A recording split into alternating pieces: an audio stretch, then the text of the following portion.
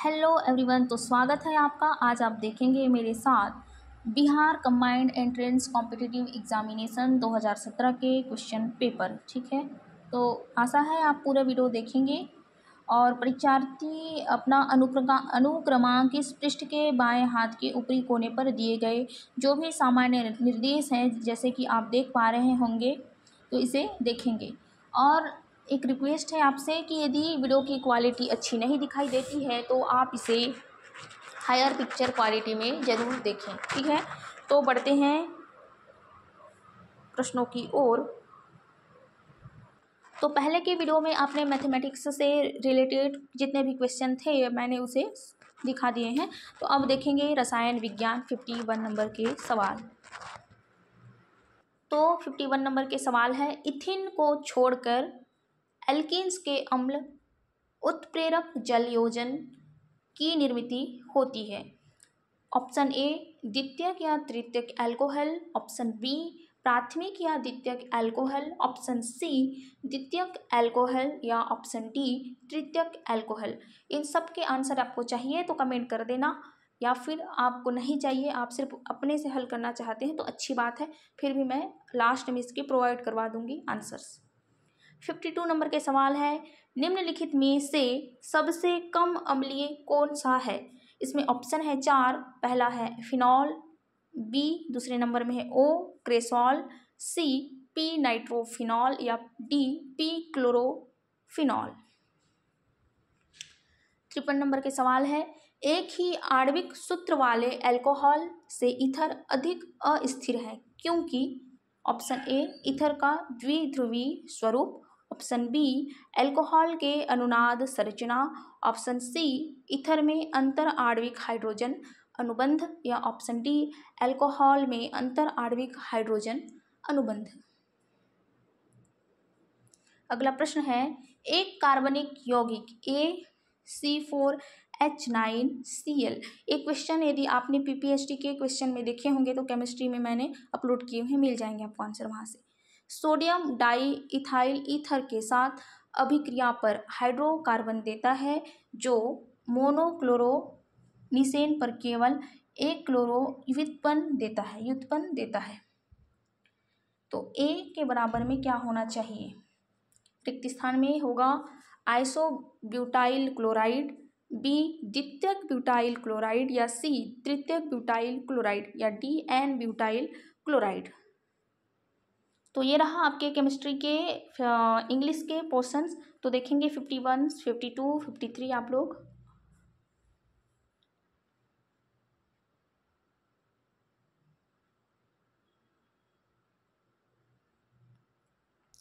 तो अगला प्रश्न देखेंगे इंग्लिश के लिए, पहले आप देखें फिर मैं हिंदी में बताती हूँ आगे।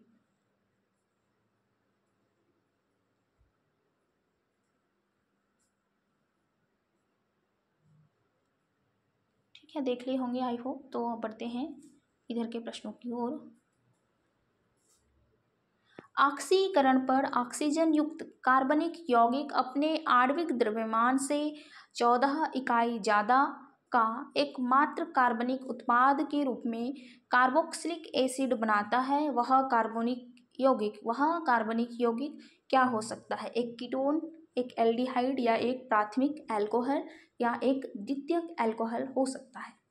ऑप्शन आप पढ़ेंगे।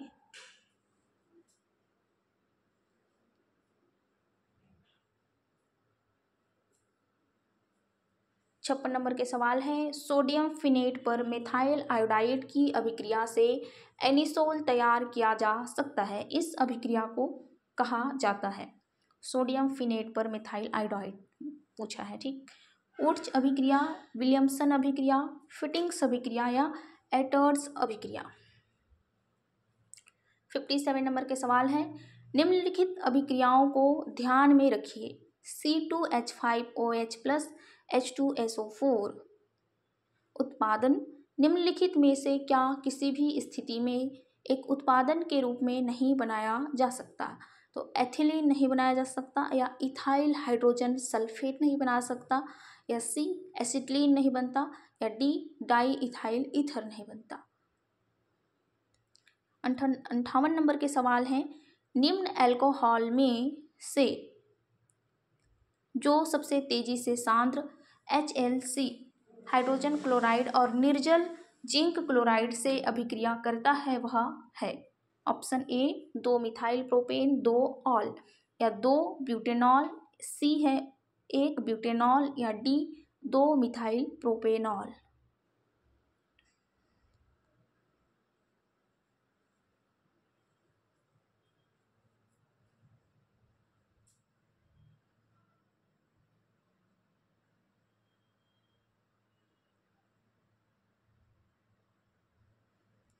देखेंगे 59 नंबर के सवाल, एरोमेटिक एमाइड की हाइड्रोलिसिस क्या देता है?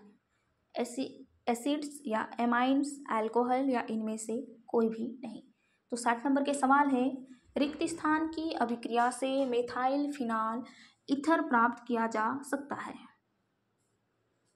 ऑप्शन आप लोग देख रहेंगे। तो 61 नंबर के सवाल है, इनमें से कौन सा एक कथन सही है? ऑप्शन ए एसीटोफिनॉन एक ईथर है, या ऑप्शन डी डाइस्टेज एक एंजाइम है, ऑप्शन सी साइक्लोहेप्टेन एक एरोमेटिक यौगिक है, या डी ऊपर के सभी।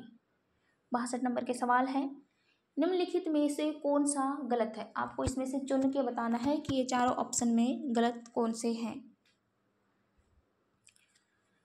63 नंबर के सवाल है, which one of the following is not a condensation polymer?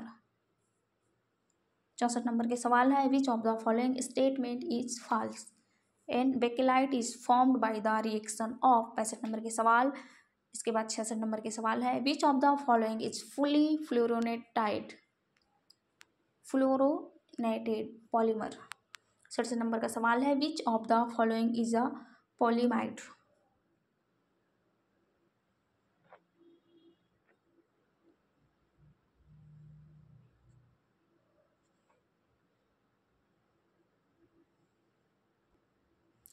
तो 63 नंबर के सवाल है, निम्नलिखित में से कौन सा संक्षेपण बहुलक नहीं है? डेक्रॉन, नियोप्रीन, मेलामाइन, या ग्लिप्टॉल। निम्नलिखित में से कौन सा कथन गलत है? आपको बताने हैं। प्राकृतिक रबर के आवृत्ति की इकाई आइसोप्रीन होती है, या बी स्टार्च और सेल्यूलोज दोनों ग्लूकोज इकाइयां से बने होते हैं, ऑप्शन सी कृत्रिम रेशम को सेलुलोज से व्युत्पन्न है, या नायलॉन 6 एक इलास्टोमर है। 65 नंबर के सवाल है, बेकेलाइट कौन सी अभिक्रिया द्वारा बनाई गई है? फिनॉल और फार्मेल्डिहाइड, या फार्मेल्डिहाइड और एनिलीन, या एडिपिक एसिड और इथाइलिन ग्लाइकोल, या डी फैथेलिक एसिड और इथाइनिल ग्लाइकोल। 66 नंबर के सवाल है, निम्नलिखित में से कौन सा पूरी तरह से फ्लोराइन किया गया बहुलक है? नियोप्रीन, टेफ्लॉन, थियोकॉल, या पीवीसी। पीवीसी का नाम आपको सबको मालूम है, पूरा नाम पॉलीविनाइल क्लोराइड होता है। ठीक है। 67 नंबर के सवाल है, निम्नलिखित में से कौन सा एक पॉलीएमाइड है? टेफ्लॉन है, या बी नायलॉन 6 है, या सी टेरिलीन है, या डी बेकेलाइट होती है। तो देखेंगे 68 नंबर के सवाल, फ्लेकी ग्लॉस का एक व्यावसायिक नाम है। जो फ्लेकी ग्लॉस का है उसका व्यावसायिक नाम पूछा है। तो एक ग्लिप्टॉल हो सकता है, या बी पॉलीमिथाइल मिथा क्राइलेट हो सकता है, या सी पॉलीस्टीरीन हो सकता है, या पॉली एक्रिलोनाइट्रॉल हो सकता है। ठीक। 69 नंबर के सवाल है, सेलुलोज पॉलीविनाइल क्लोराइड नायलॉन और प्राकृतिक रबर में सबसे कमजोर। अच्छा, यहाँ पीवीसी का फुल फॉर्म भी दे दिया है, मैं तो पहले बता दी थी वैसे। प्राकृतिक रबर में सबसे कमजोर अंतर आणविक आकर्षण बल रिक्त स्थान पॉलीमर में है, वह है ए नायलॉन, बी पीवीसी, या सी प्राकृतिक रबर, या डी सेलुलोज। 70 नंबर के सवाल है, आर्नॉल का निर्माण करने के लिए किया जाता है? मोनोमर का उपयोग किया जाता है। CH2 के साथ CHF, या CH2CCl, या CH2 बराबर CHCN। अब देखेंगे 71 नंबर के सवाल, ग्लास रिक्त स्थान है, बहुलकीय मिश्रण है, या जेल है, या सी अति ठंडा द्रव है, या डी माइक्रो क्रिस्टलाइन ठोस है। तो 72 नंबर के सवाल आपके लिए है, निम्नलिखित प्रतिस्थापित सिलेंस में से रिक्त हाइड्रोलिसिस पर क्रॉस लिंक किए गए सिलिकॉन पॉलीमर का निर्माण करता है। तो साथ ही साथ आप इंग्लिश के सवाल भी देखेंगे, एक साथ दोनों स्क्रीन पे नहीं दिख रहा है तो फिर मैं ऐसा वीडियो बना के डाल रही हूँ, ठीक है।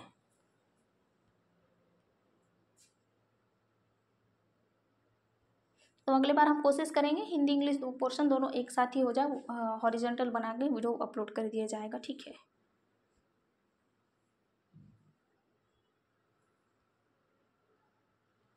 तिहत्तर नंबर के सवाल है, बहुलक का पॉलीडिस्पर्टिसिटी इंडेक्स हमेशा होता है। 74 नंबर के सवाल है, निम्नलिखित कथन में से कौन सा एंजाइम उत्प्रेरण के बारे में गलत है।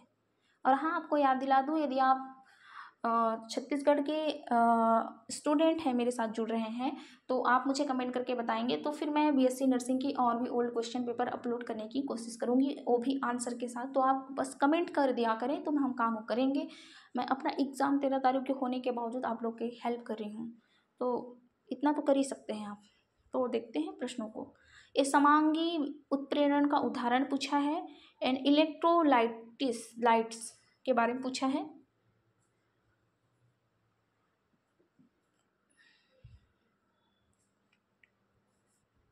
ये रहे आपके 77 नंबर के सवाल। Each of the following statements is incorrect regarding फिजियोसोर्प्शन। ऐसे देखिए, गोल्ड नंबर, प्रोटेक्टिव कोलाइड्स, ये सब दिया हुआ है। फेनासल्फरसॉल is evaporated, sulfur is obtained on mixing with the water, sulfur salt is not formed, the salt is।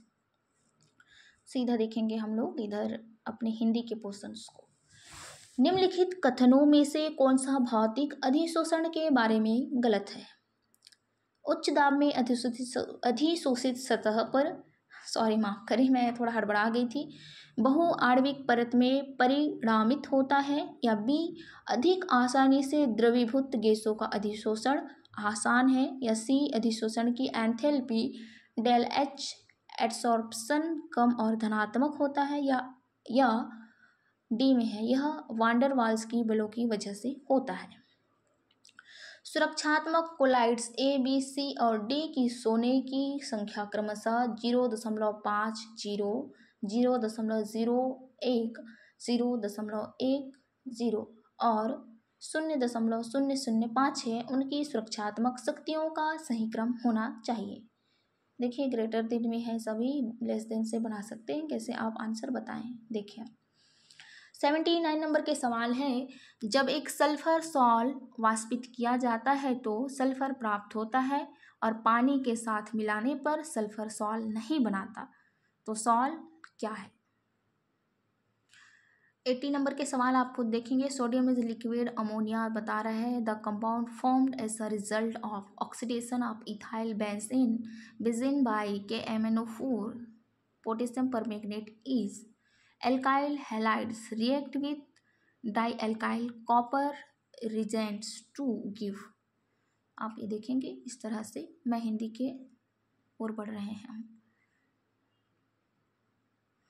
जो हाइड्रोकार्बन द्रव ammonia में सोडियम के साथ अभिक्रिया कर सकता है वह क्या होना चाहिए, स्टेरीन या एसिटिलीन या प्रोपाइलिन या पेंटेन।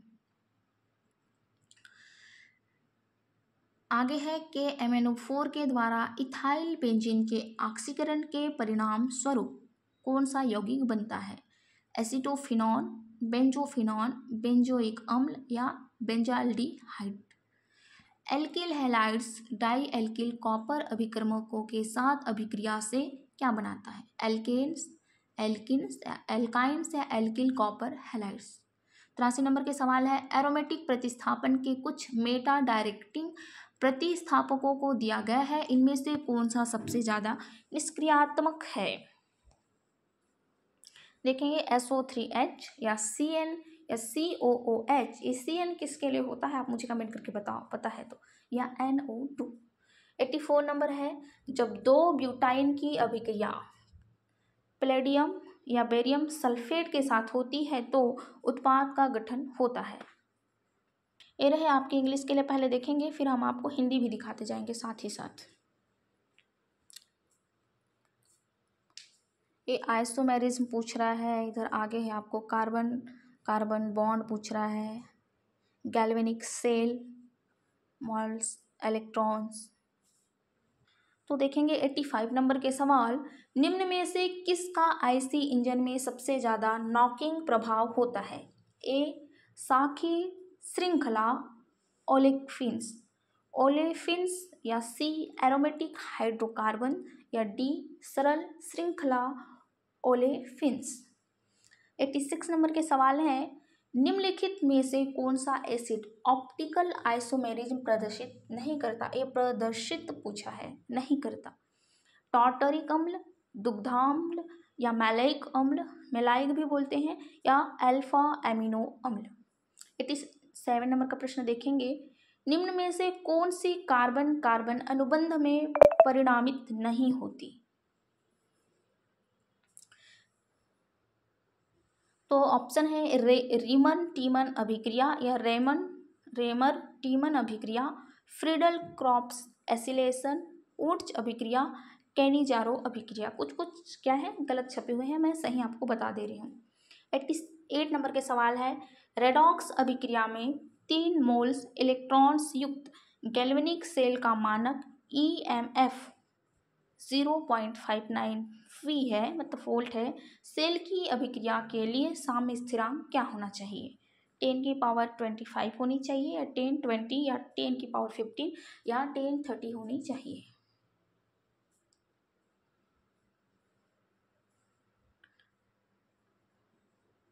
तो इस तरह से आप ये देख रहे थे 88 नंबर तक का, और ये तो देख ही लिए होंगे है ना आप लोग इंग्लिश के प्रश्न। चलो बढ़ते हैं 89 नंबर के प्रश्न। The potential of a hydrogen electrodes at pH = 10 is, उसका pH यदि 10 है तो हाइड्रोजन इलेक्ट्रोड्स पोटेंशियल क्या हो जानी चाहिए? 90 नंबर के सवाल है, electrolytic solution has the least specific conductance पूछ रहा है। 91 92। अब हिंदी देखेंगे हम। pH बराबर 10 पर हाइड्रोजन इलेक्ट्रोड का विभव कितना होना चाहिए? निम्नलिखित इलेक्ट्रोलाइटिक विलयनों में से सबसे कम विशिष्ट प्रवाहकत्व किसका है? अब देखेंगे 91 नंबर के सवाल। प्रश्न नंबर है, मेथाइल एल्कोहल के 5.2 मोलर विलयन CH3OH की आपूर्ति की जाती है। इसमें मेथाइल एल्कोहल का मोल फ्रैक्शन क्या है? माफ़ करें, बीच में आप लोगों को परेशानी हो गई होगी। तो 93 नंबर के सवाल है, 58.5 ग्राम सोडियम क्लोराइड और 180 ग्राम ग्लूकोज को 1000 ml पानी में पृथक रूप से घोल दिया जाता है। परिणामित विलयन में कथनांक के उन्नयन के संदर्भ में सही कथन का पहचान करें। तो आपके पास ऑप्शन है सभी। और उसके बाद देखेंगे, HCN के साथ एसीटोन की अभिक्रिया से प्राप्त होता है। प्रतिस्थापक यौगिक होता है, या योग यौगिक, या सी विलोपन उत्पादक, डी इनमें से कोई भी नहीं। अभी आपको सही कथन की पहचान करना है, और इसमें से कौन सा ऑप्शन सही है आपको टिक करने हैं, आप पढ़ लेंगे। 96 नंबर के सवाल है, निम्नलिखित में से मोनोमर्स की पहचान करें।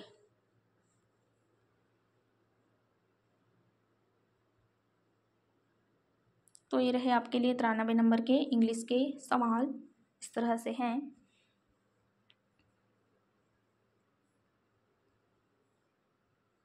तो आप इस तरह से देखेंगे 97, 98 और 99 के पहले देख ले इंग्लिश के सवाल, फिर हिंदी हम आपको दिखा रहे हैं।